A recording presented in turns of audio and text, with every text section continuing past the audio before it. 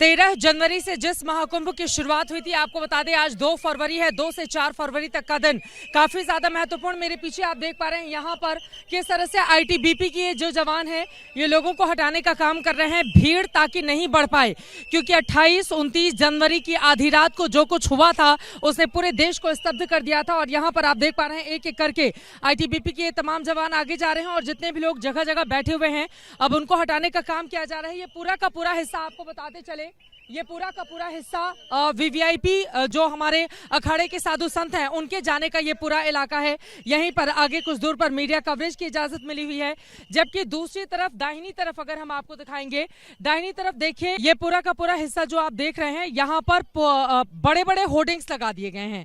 यहाँ पर प्रधानमंत्री नरेंद्र मोदी के साथ योगी आदित्यनाथ का होर्डिंग लगा हुआ है, लेकिन जिस दिन भगदड़ मची थी ये पूरा का पूरा हिस्सा खाली था, यहाँ पर बैरिकेडिंग की गई थी और जहां तक आप नजर डालेंगे कई किलोमीटर दूर तक इसी तरह की होर्डिंग से ये पूरा का हिस्सा पाटा गया है। आपको बताते चले कि यहाँ से कुछ लोगों के जाने आने का सिलसिला लगातार जारी है, लेकिन मैं चाहूंगी कि हमारे कैमरामैन आए और अंदर की तरफ आपको दिखाएं। जिस दिन भगदड़ मची थी यही वो संगम नोज का इलाका है। अंदर की तरफ आप आइए, यहाँ से आपको दिखाई देगा यही वो संगम नोज का इलाका है जहां पर भगदड़ मची थी। सरकारी आंकड़े के मुताबिक 30 लोगों की जान गई है, जबकि विपक्षी दलों की ओर से 60 से 70 लोगों का दावा किया जा रहा है और कई लोग अपनी जुबान से 100 लोगों तक की मौत का दावा कर रहे हैं। आंकड़े को लेकर अलग अलग बयान यहां पर लगातार जारी है। सरकार का आंकड़ा कुछ और कहता है, विपक्षी दलों का आंकड़ा कुछ और कहता है। सरकार के ऊपर आंकड़े को छिपाने के आरोप लग रहे हैं। अब सच्चाई क्या है ये बड़ा सवाल बना हुआ है, लेकिन आपको बताते चले कि इस रास्ते से होते हुए कई किलोमीटर तक बड़े बड़े होर्डिंग्स लगा दिए गए हैं। अब होर्डिंग्स के जरिए क्या व्यवस्था को सही करने की कोशिश की जा रही है या फिर कुछ छिपाने की कोशिश की जा रही है ये तो सरकार जाने, लेकिन यकीनन उसके ऊपर सवाल बहुत सारे हैं, क्योंकि 28-29 की रात को जो कुछ भी हुआ उसके दाग इस वक्त भी यहाँ पर मौजूद हैं।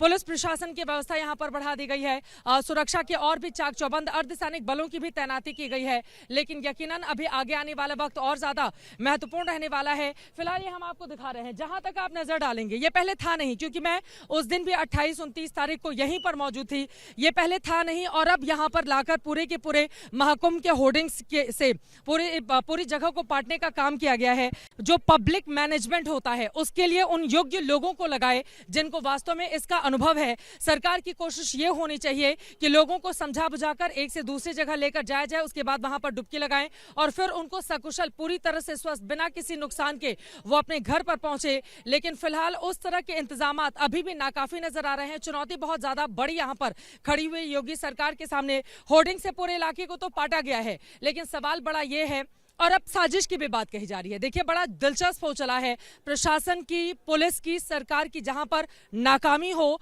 उसको अब साजिश के एंगल को ढूंढकर ढकने की कोशिश की जा रही है। फिलहाल अब यहाँ की क्या स्थिति रहती है 3 तारीख का जब शाही स्नान होगा और बड़ी तादाद में लोग एक बार फिर से गंगा तट पर उमड़ेंगे, उस पर लगातार हमारी नजर बनी रहेगी। अभी के लिए दीजिए इजाजत। कैमरामैन मनीष उनियाल के साथ Chitra Tripathi, Sangam news, Prayagraj, ABP news. For exclusive and insightful videos, subscribe to our new channel ABP Live Premium.